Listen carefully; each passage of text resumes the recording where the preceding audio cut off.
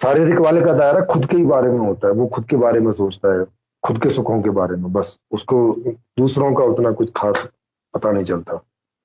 मानसिक वाला जो है वो परिवार तक रहता है, जो परिवार की बीवी हैं, माँ बाप हैं, बच्चे हैं, वो उनका सुख दुख उसको समझ में आता है, तो वो वहां तक की केयरिंग करता है, वहां तक वो सोचता समझता है, उतने में ही वो मजा लेता है। अपने बच्चे के साथ उसको मजा आएगा, पड़ोसी के बच्चे के साथ उसको कोई खास मजा नहीं आएगा, जबकि वो भी बच्चा है, उसके भी बच्चे ही हैं। लेकिन ये जो इमोशनल लेवल का आदमी होता है, इसको अपने बच्चों के साथ जितना मजा आता है वैसे ही मजा दूसरे बच्चों के भी साथ आता है, मतलब उसके लिए बच्चे बच्चे होते हैं, अपने और पराये नहीं होते। तो इसीलिए उसको भावनाशील व्यक्ति बोलते हैं, मतलब वो चीजों को भाव रूप में देखता है। तो जैसे समाज के बच्चे, लिए काम करने की कोशिश करता है, हाँ तो समाज वो, सेवी जैसे होते हैं। हाँ तो वो सामाजिक लेवल का होता है, तो वो भाव रूप में देखता है। जैसे आदमी देखता है, मतलब तो उसे सब आदमी आदमी नजर आते हैं, ऐसा करके नहीं आता कि ये मेरा भाई और ये पड़ोसी का भाई, उसे सब आदमी नजर आते हैं। बच्चे उसे सब बच्चे ही नजर आते हैं, ऐसा करके नहीं देखता कि ये मेरा बच्चा और ये पड़ोसी का बच्चा, ऐसे करके उसको ये वाला बाइफरकेशन इस तरह से नहीं होता है।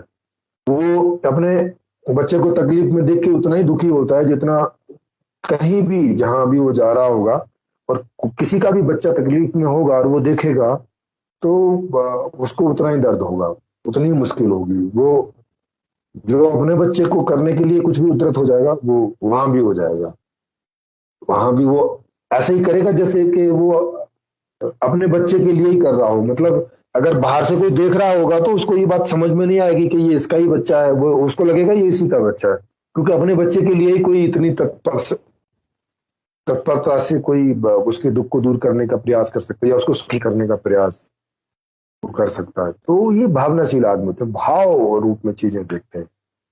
भाव का मतलब रहता है कि यथार्थ जैसा, कि जैसा है, तो वास्तव में बच्चे तो बच्चे होते हैं, ऐसा थोड़ी होता है कि वो किसी के होते हैं, वो तो सबके ही होते हैं।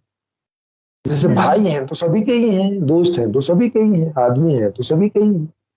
तो उसकी जो उसका जो दृष्टिकोण है वो थोड़ा विस्तृत हो जाता है, थोड़ा यथार्थ के बहुत नजदीक चला जाता है, इसीलिए उसको भाव बोलते हैं। फिर भाव के भी ऊपर एक और यथार्थ है, वो है भव। भाव का मतलब है कि जैसा है, उसमें अब कोई ऐसी मिलावट नहीं। भाव में आदमी बहता है ना। हाँ, तो अब जैसे वहां जो है बच्चे को उसने किसी परेशानी में देखा तो वो उसमें कूद पड़ेगा, और